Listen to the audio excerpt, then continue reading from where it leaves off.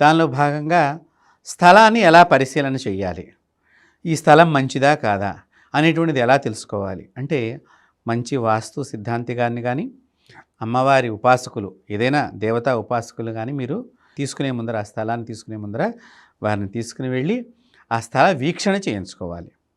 ముఖ్యంగా ఇళ్ళు కట్టుకుంటానికి కొన్ని స్థలాలు మంచివా కాదా అనేటువంటి భాగంలో శ్మశానానికి దగ్గరగా ఉన్నటువంటివి పనికిరావు అని శాస్త్రం చెప్తున్నది. కారణం ఏమిటి అంటే, శ్మశానంలో అనేకమైనటువంటి మరణాల యొక్క సంబంధించినటువంటి శవాలన్నీ కూడా అక్కడికి వస్తూ ఉంటాయి.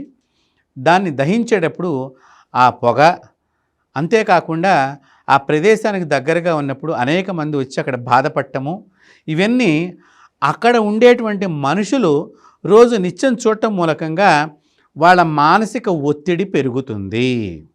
మీరు బాగా గుర్తుపెట్టుకోండి, శ్మశానం దగ్గర ఎందుకు కొనకూడదు అంటే, నిరంతరము ఒక బాధకు సంబంధించిన విషయాల్ని మనం చూడటం, అంతేకాకుండా అనేక మంది బాధపడుతున్న సంఘటనల్ని మనం తిలకించటం, అంతేకాకుండా అనేక రోగాలకు సంబంధించినటువంటి శరీరాలను తగలబెట్టేటువంటి ప్రదేశానికి మనం దగ్గరగా ఉండటం.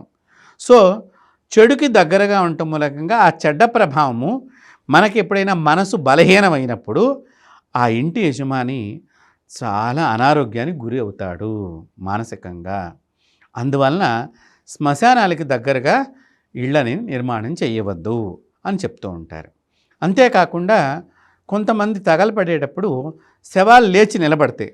అలాంటి టైంలో ఇంట్లో పిల్లలు కానీ ఆడవాళ్ళు కానీ చూసినట్లయితే వాళ్ళు భయపడతారు, వాళ్ళు మూర్ఛపోతారు, ఒక్కొక్కసారి కింద పడిపోయి ప్రాణాపాయం కూడా సంభవిస్తుంది. అందువలన అలాంటి ప్రదేశాల్లో మనము ఇళ్ల నిర్మాణము చేయకుండా ఉండటం ఉత్తమము అని శాస్త్రం చెప్తున్నది. అంతేకాకుండా ఆసుపత్రి అంటే వైద్యాలయాలకి దగ్గరగా కూడా ఇళ్ల నిర్మాణం లేకుండా ఉంటే ఒక రకంగా మంచిది. కారణం ఏమిటి అంటే, అనేక రకాలైనటువంటి ఇన్ఫెక్షన్స్ సంబంధించినటువంటి ప్రదేశాన్ని ఆ ఆసుపత్రి దగ్గర ఉంటుంది కాబట్టి, గాలి ద్వారా ఈ మనుషులకు ఆ ఇన్ఫెక్షన్కి సంబంధించినటువంటి కణాలన్నీ కూడా దగ్గరకు వస్తూ ఉంటాయి. కాబట్టి ఆసుపత్రి దగ్గర కూడా ఇంటి నిర్మాణం చేయకుండా ఉండటం మంచిది అని శాస్త్రంలో మన పూర్వీకులు, మన పెద్దలు మనకి ఇలాంటి విషయాలన్నింటినీ కూడా తెలియచేశారు.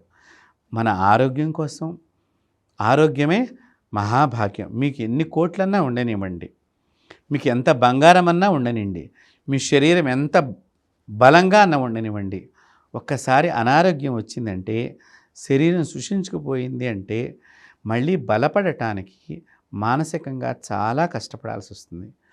ఇట్లాంటివి జరగకుండా మనల్ని రక్షించడానికి మన ఇంటి నిర్మాణాన్ని, నీ ఉన్న ఇంటి లోపల నిర్మాణాన్ని చేపట్టేటువంటి శాస్త్రం ఏదైతే ఉందో అదే వాస్తు శాస్త్రము.